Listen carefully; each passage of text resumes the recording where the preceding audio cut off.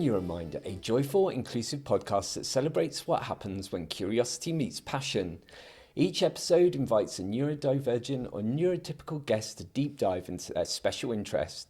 Whether it's snooker, bingo, welding, Lego, horses, Madonna, or in today's case, the sharp, witty, endlessly fascinating world of Jane Austen, one of Britain's most celebrated writers, known for her clever humour, timeless romances, and piercing insight into human behaviour. Inspired by Mastermind, but without any of the pressure, spotlights, or performance anxiety. Neuro-Mind is all about pride, passion, and the incredible things our minds can do when we're truly interested. I'm your host, Mark, and today I'm joined by Rachel, who's here to tell us everything we ever wanted to know about Jane Austen. How are you doing today, Rachel? Fine. For those of you who don't know, I'm normally at the other side of the camera, so this feels really weird. Don't worry, we'll be gentle with you. Okay, so before we dive into drawing rooms, social rules, and brilliant observed characters, we like to begin with a little warm-up.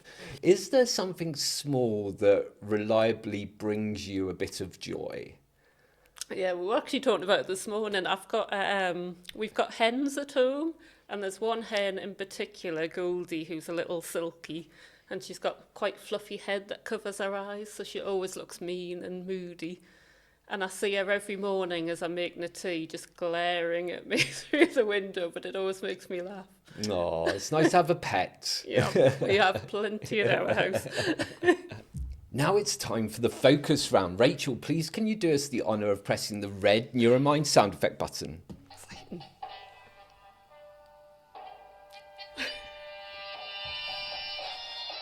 Here are your questions. Do you have a favourite Jane Austen novel or character, and what do you love about them? I think probably like everybody else, Pride and Prejudice. It was probably the first book I read, and I just fell in love with it. Yes. Actually, at my wedding, at the reception, all the tables were named after places from Pride and Prejudice. So that, the head table was Pembleby.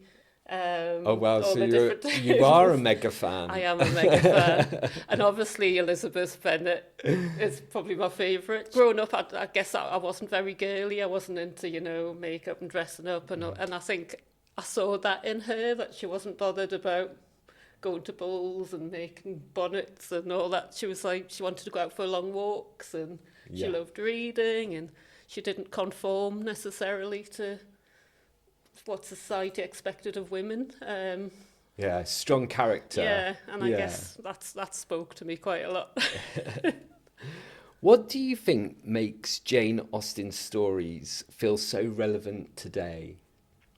I think like the themes of her books, they're obviously strongly romantic and based on relationships, but there's also lots of sort of social commentary in there. There's lots of writing on sort of especially women and what society expected of women. It's quite radical, wasn't it, it for is, a time? Yeah, she was a true feminist. Yeah. But I think, like I said earlier, if you pick all those themes up and pop them into modern day society, they're still so relevant. Yeah. How do you feel when you're reading her books or watching her adaptations? I think because I've read them so much, they're like sort of comfy pair of slippers. I know how they're going to end. They always have a happy ending, which is nice. It's comfort TV, isn't it? Because I like watching a Jane Austen when, you just want to chill out and relax in front of the funny, telly. Actually. If you look at the sort of background context, they're really quite witty and funny as well. So. Yeah, it's got a bit of everything. It's got romance and humour and, drama. It's got the lot. What themes in Jane Austen's writings stand out to you most? Love, class, independence, family, or social rules? It's got all of those in all her books, but I think what I love most is she's just the language and dialogue. I think she's especially known for just how she describes relationships, and not just between the two sort of love interests, but family, like characters in the story. I think I don't think there's anybody who writes as well about sort of character dynamics as her. She had a brilliant way of seeing people, I guess, didn't she? And so that's reflected in her characters, because I guess all the characters in her book probably were closely resembled to people in her real life. Yeah. Yeah. And you can sort of see that in your own life. There's always a character you go, oh, I know, like a Mr. Collins or a Yeah, Lady Catherine or... definitely. Is there a particular scene or line from her work that you always remember or go back to? I mean, there's always the first line, pride, everybody knows, it's a truth universally acknowledged that a single man in fortune was being wanted of a good wife. Most people know that one. That's at the very beginning that's of... the first line of Pride and Prejudice. Okay, yeah, that famous opening line. Yeah. And the BBC adaptation, I think everybody, especially women, probably my age, remember Colin Firth coming out the lake as Mr. Darcy. Yeah, that's a major Colin Firth crush. A famous scene in TV history. Probably the most watched clip, Ali, at the time. But actually, one of the things I love most in the books, she includes sort of letters between the two main characters. Yeah. And they read like a poem. Like in Persuasion, there's the famous line, "You pierce my soul, I'm half agony, half hope," and I just think that's who wouldn't want somebody writing that about you? I think it's just beautiful. It's a dying art, isn't it? Letters, and I suppose that romanticism in letters is lovely to imagine if it was still alive today, isn't it? Men, you need to up your game. People often think of Jane Austen as polite or romantic. What do you think people sometimes miss in her writing? She obviously did write about romance, but yeah, I think people get the sort of the context of the time. I mean, she was writing in a time where women didn't really have any rights or any choices, and she was writing about women who were really pushed to to go against societal expectations, like Elizabeth Bennet. She didn't want to marry for money, which was like a big thing.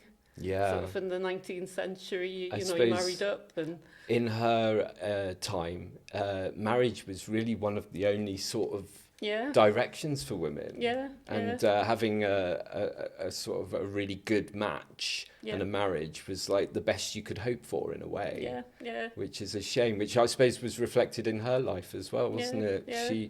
She didn't marry in the end, did she? No. So, do you prefer reading the books or watching the film and TV adaptations?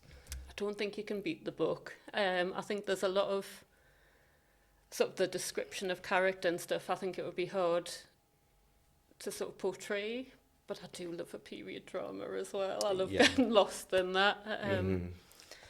So I don't know. Bit of both, maybe. Yeah, I mean, like they do. You could get lost in a book, but then you can just equally get lost in one of those TV series. I think the series as well makes probably Jane Austen more accessible to a lot of people who might struggle with that sort of language. I think my favourite's still probably the BBC one. Yes. Actually, when I was pregnant with my first son and I went on maternity leave, Sandy from our head office bought me the BBC box set. And that got me through quite a lot of sleepless nights and sort of feedings and binge watching. So I think I've got a sort of special relationship with that BBC box set. If you could sit down for a conversation with Jane Austen, what would you most want to ask her? I think probably why she didn't marry, because it was such a big theme in her book. Everybody got married at the end of the books, and I know she did get proposed to and accepted, but the next day she changed her mind. Yeah, so she came really close to it, didn't she? And I guess maybe she thought she might lose some of her freedom or something along those lines. Yeah. For someone who thinks Jane Austen isn't for them, how would you describe what makes her work so special and enjoyable? I mean, the fact we're still talking about it 250 years later, suggests there's something special about her. I mean, there's Jane Austen societies all over the world. And there is, isn't there? There's lots of, that's like she's got her own fan club. And there's been lots of like modern films that are reimaginations of her books, sort of Bridget Jones's Diaries based on Pride and Prejudice. Clueless was based on Emma. Oh yeah, it was, wasn't it? So I mean, it's so relevant still. So I think it shows there's something really special about our work. So I would say give it a go. Maybe start with the dramas and Yeah, start with Clueless. Start with Clueless, Bridget Jones's Diaries, you know. Yeah. Now it's time for the deep dive. Rachel, please press the yellow Jane Austen themed sound effect button. Yep, I recognise that well. It's your favourite box set. Yep, brings back memories. And that's from the BBC It is, yeah. Version of Pride and Prejudice. Yes. I tried very unsuccessfully to learn that on the piano. This is a chance to go beyond the questions and explore why Jane Austen matters so much to you. Rachel, when did Jane Austen become more than just something you enjoyed reading? I love reading. I've read all my life. I was always known for having a book. But yeah, just as my love of sort of, especially classical literature grew, she was one I would turn to most. Mm-hmm. She was the one I enjoyed reading the most. So it was probably was she quite young then when you picked up your first Jane Austen? Probably about 10 maybe. Really? Yeah, wow, yeah. So you did start young. Yeah. And there's quite a lot now of sort of people writing it, trying to write in her style. So there's sort of Pride and Prejudice Volume 2 that they're trying to emanate her style, which I find quite interesting. And I wonder what the AI would do if you asked what continue. Happened next? yeah. Some of them are awful, but some of them are really good. What do you think draws people back to her books again and again? I think they're just so beautifully written, firstly, but they're also so relevant. And I mean, sort of romantic comedies quite huge at the minute as well. So even a lot of the modern books are based on some of the Jane Austen stories. Timeless. And I guess people are still being inspired by her stories for modern rom-coms. Yeah, I mean, there's even Pride and Prejudice versus Zombies or something. I haven't actually watched that one, but it's on the list. Yeah, well, maybe not. But I think you could put that story on. You know, you could put it on planet Mars and it would still be a good story. You know, you can. They're so good. You could take them completely out of the context of 19th century and they would still work. Yes. Time for the Neuro Quickfire. Rachel, please hit the purple Jane Austen sound effect button to get us started. No earthly reason why I shouldn't be as happy with him as any other. But he's ridiculous. Hush. Not all of us can afford to be romantic. That's Pride and Prejudice. That's Keira Knightley. That's Keira Knightley, yeah. I was trying to think of the voice. Okay, this is a lightning round of choices. However, if you can't decide, feel free to say skip. Yeah. Ready? Okay. Pride and Prejudice or Sense and Sensibility? Pride and Prejudice. Witty dialogue or emotional moments? Ooh, I think probably the witty dialogue. Yeah, me too. I love a bit of witty dialogue. Happy endings or realistic endings? Happy endings. Every time. Okay, Rachel, please press the pink Jane Austen themed sound effect button to wrap things up. Mother will never see you again if you do not marry Mr. Collins. And I will never see you again if you do. I love Mr. Bennet. What's that from? Pride and Prejudice. Yeah. Oh, of course, your favourite. Thank you so much, Rachel. Today you've officially earned the title of Neuro-Mind Austen superfan. Before we finish, please spin our Wheel of Fortune to see what prize you're taking home. I've been dying to do this. Oh, mystery dip. Ooh. Oh, you've won a Jane Austen writing book. You can write all of your novels in there. Yeah, okay, watch this space. Thank you so much, Rachel, for being on Neuro-Mind. It's been an absolute joy having you on the show. And to everyone listening, remember your special interest isn't weird, it's wonderful, and the world is brighter when we get to hear about it. Got a topic you could talk about for hours? We'd love to have you on the show.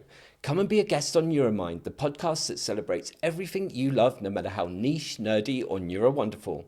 Tell us what lights up your mind. Comment below or message Neuroversal Studios. And don't forget to subscribe so you never miss an episode. Goodbye.